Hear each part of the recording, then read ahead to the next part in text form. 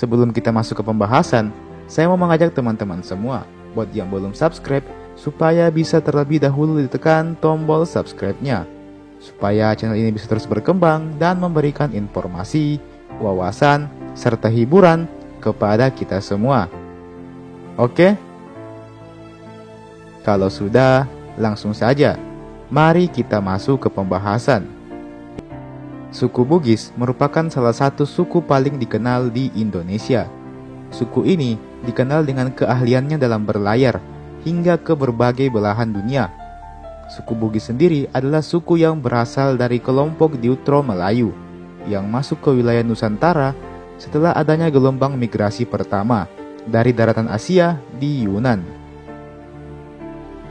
Kata Bugis sendiri berasal dari kata Tougi yang artinya orang Bugis.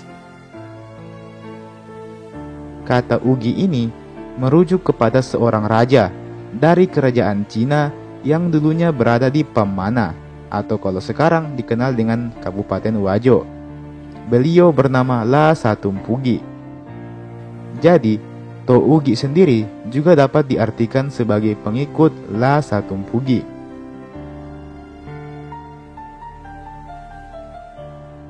La Satumpugi sendiri adalah saudara dari Batara Latu yang merupakan ayah dari Saweri Gading. Nah, sedangkan La Satumpugi sendiri merupakan ayah dari Wecudai. Wecudai dan Saweri Gading ini kemudian menikah dan melahirkan beberapa orang anak, termasuk diantaranya adalah yang kita kenal dengan nama La Galigo.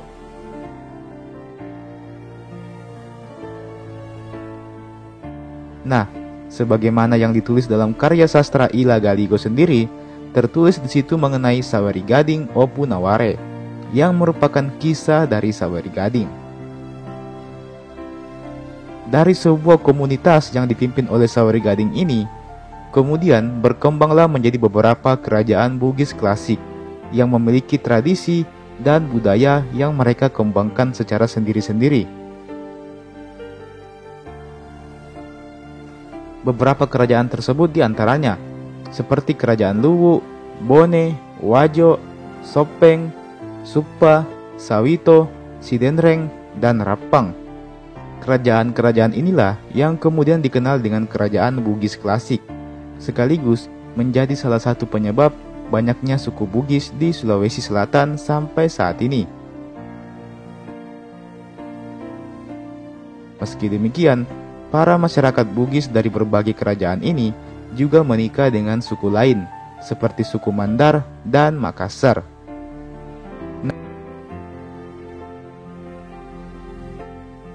Nah, di kerajaan-kerajaan Bugis ini, kemudian lahirlah beberapa orang raja yang kemudian diagung-agungkan oleh para masyarakatnya.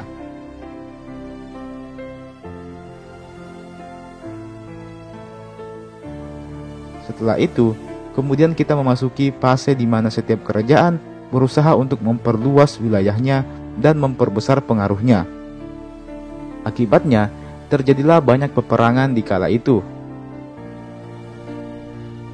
Singkat cerita, ketika masa peperangan telah usai, masuklah kita pada masa di mana Islam mulai diperkenalkan. Islam mulai diperkenalkan usai datangnya 3 orang penyebar agama Islam di Sulawesi Selatan. Mereka bernama Datuk Ribandang atau yang bernama asli Abdul Makmur. Beliau adalah datuk yang berhasil mengislamkan kerajaan kembar Goa dan Tallo. Kemudian Datuk Patimang atau yang bernama asli Sulaiman yang berhasil mengislamkan masyarakat di Tanah Luwu, serta Nurdin Aryani atau Datuk Ritiro yang menyiarkan Islam di dataran Bulukumba. Setelah itu kemudian masuklah masa penjajahan yang berlangsung selama bertahun-tahun dan berabad-abad. Sebelum akhirnya kita berlanjut ke masa kemerdekaan, di mana seluruh kerajaan di Indonesia termasuk Sulawesi Selatan sepakat untuk kemudian meleburkan dirinya ke dalam satu bentuk negara kesatuan Republik Indonesia. Di masa kemerdekaan, masyarakat di berbagai daerah di Indonesia, khususnya di Sulawesi Selatan, disibukkan dengan berbagai macam pemberontakan yang terjadi. Adanya pemberontakan ini kemudian memaksa sebagian orang untuk pergi ke tempat lain, ke tempat yang lebih aman, yang jauh dari peperangan. Salah satunya adalah beberapa kelompok suku Bugis, yang kemudian pergi merantau demi mencari keamanan. Singkat cerita, mendaratlah mereka di Kalimantan. Dan kemudian mereka memilih untuk menetap di sana. Mereka menetap dan berkeluarga di sana. Dari sinilah kemudian kita mengetahui mengapa di Kalimantan terdapat suku Bugis.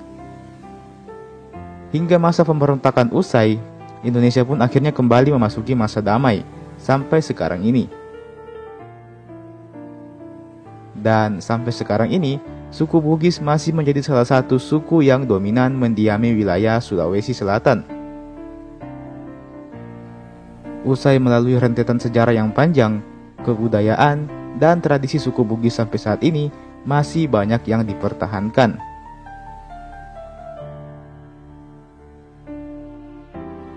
Dan teman-teman, itulah tadi sejarah singkat lahirnya suku Bugis atau para manusia Bugis. Mungkin apa yang saya sampaikan ini terlalu singkat dikarenakan saya hanya mengemukakannya secara garis besarnya saja. Yang intinya kita mengetahui bahwa di awalnya nama Bugis itu sendiri berasal dari kata Tougi yang berarti manusia Bugis atau orang Bugis, atau bisa berarti sebagai pengikut dari La Satumpugi yang merupakan raja di Pemana kala itu. Mungkin di lain waktu akan saya buatkan lagi versi lebih detailnya kalau semisalnya teman-teman berminat untuk menontonnya.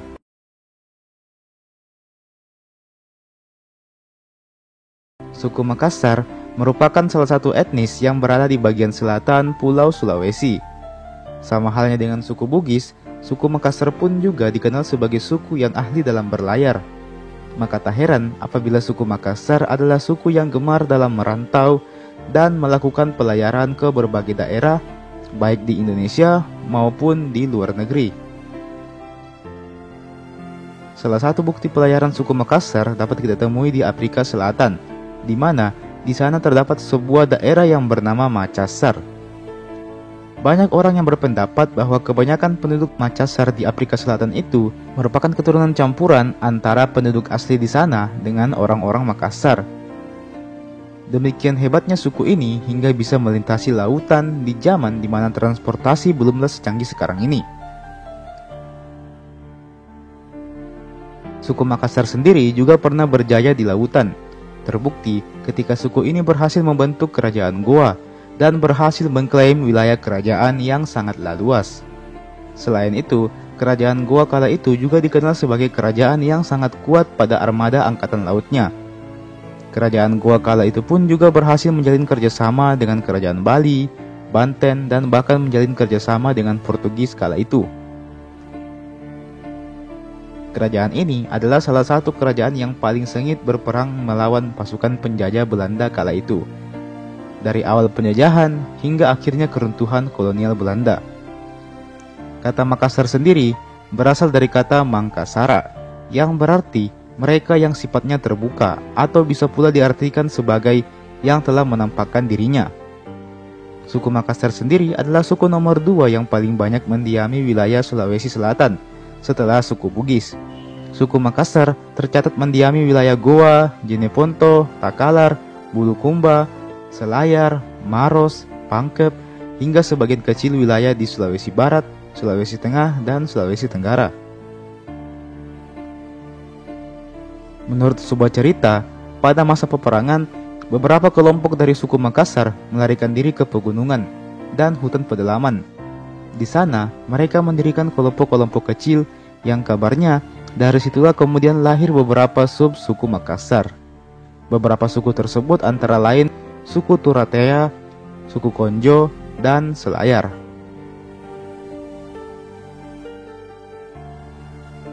Bahasa Makassar merupakan bahasa yang digunakan oleh suku Makassar sejak berabad-abad yang lalu. Bahasa Makassar ini sejatinya punya kemiripan dengan bahasa Bugis. Walaupun aslinya bahasa Makassar dan bahasa Bugis merupakan dua bahasa yang berbeda.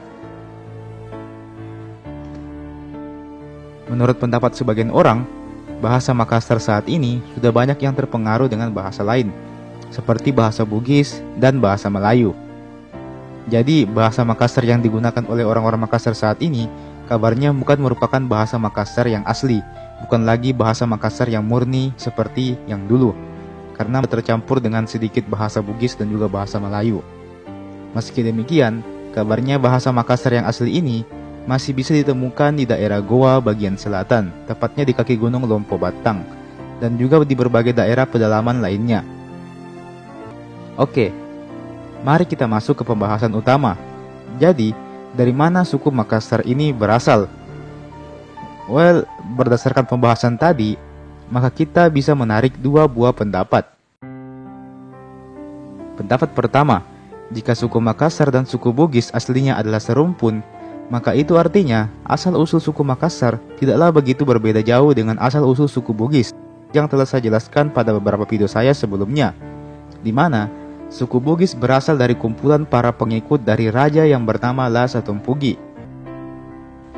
Kemudian pendapat kedua, suku Makassar memanglah asli dan sejak awal telah ada dan menetap di Sulawesi Selatan. Mereka tidak berasal dari daerah manapun di luar Sulawesi, karena mereka memang asli dari Makassar itu sendiri. Meskipun memang suku Makassar memiliki keterikatan dengan rumpun Melayu, namun suku Makassar sejak awal telah mendiami wilayah Makassar dan sekitarnya. Jadi, suku Makassar memanglah berasal dari Makassar itu sendiri dan bukan dari daerah lain. Hanya saja, suku Makassar memanglah dikenal sebagai suku yang gemar merantau dan berlayar. Jadi jangan heran apabila suku Makassar juga banyak dijumpai peradaban dan bukti sejarahnya di berbagai tempat lain di dunia ini. Jadi seperti itu teman-teman. Bagaimana menurut kalian? Kalau kalian punya pendapat lain soal ini, silakan teman-teman tuliskan di kolom komentar di bawah ya. Mari sama-sama kita berdiskusi di kolom komentar di bawah. Jangan lupa juga untuk like ini video dan share ini video ke teman-teman tak yang lain. Dan subscribe juga ke channel ini tentunya. Oke? Terima kasih telah menonton video ini sampai habis dan sampai jumpa di video berikutnya.